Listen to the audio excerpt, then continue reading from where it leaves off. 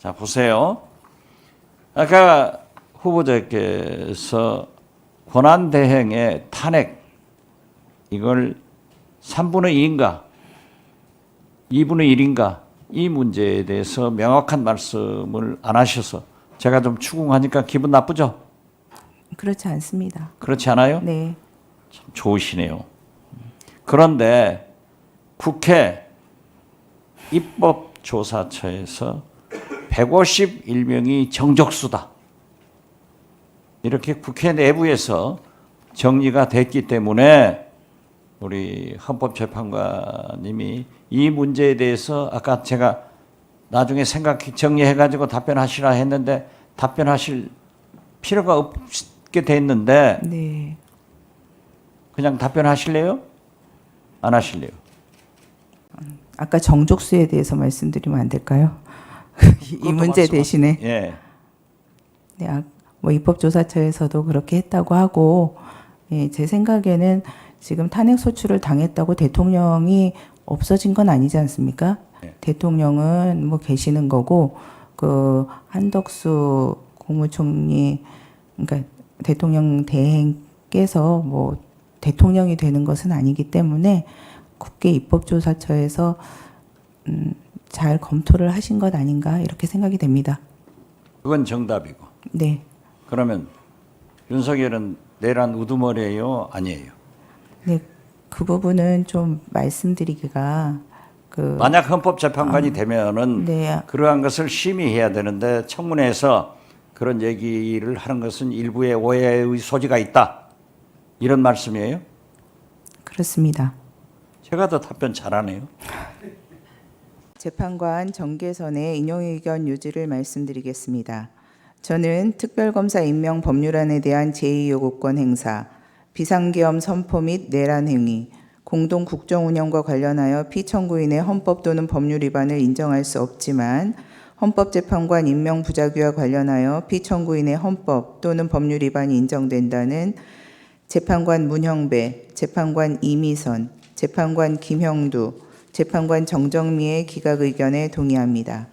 다만 특별검사 후보자 추천 의뢰와 관련하여서도 피청구인의 헌법 또는 법률 위반이 인정되고 피청구인의 헌법재판관 임명 부작위 및 특별검사 후보자 추천 의뢰와 관련된 헌법 또는 법률 위반의 정도가 피청구인의 파면을 정당화할 수 있을 정도로 중대하다고 생각합니다.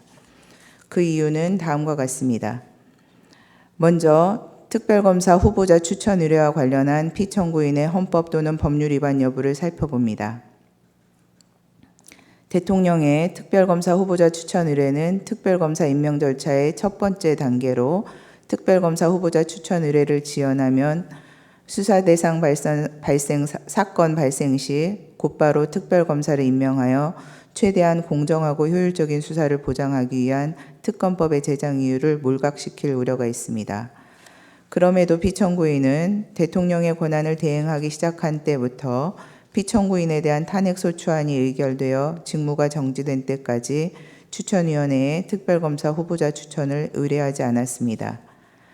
피청구인은 이 사건 추천위원회는 헌법재판소에 계속 중인 권한쟁의 심판 사건에서 문제되고 있는 개정 규칙 조항을 근거로 구성된 것이므로 특별검사 후보자 추천 의뢰를 하지 않은 것에 정당한 사유가 있다고 주장합니다.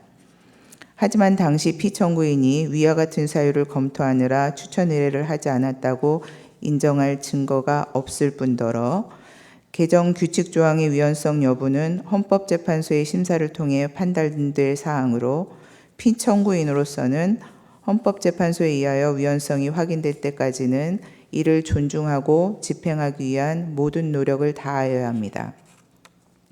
피청구인이 헌법재판소의 판단이 내려지기도 전에 그 위헌성을 미리 예단하여 특검법에 명시된 법적 의무를 이행하지 않은 것에 정당한 사유가 있다고 보기 어렵습니다.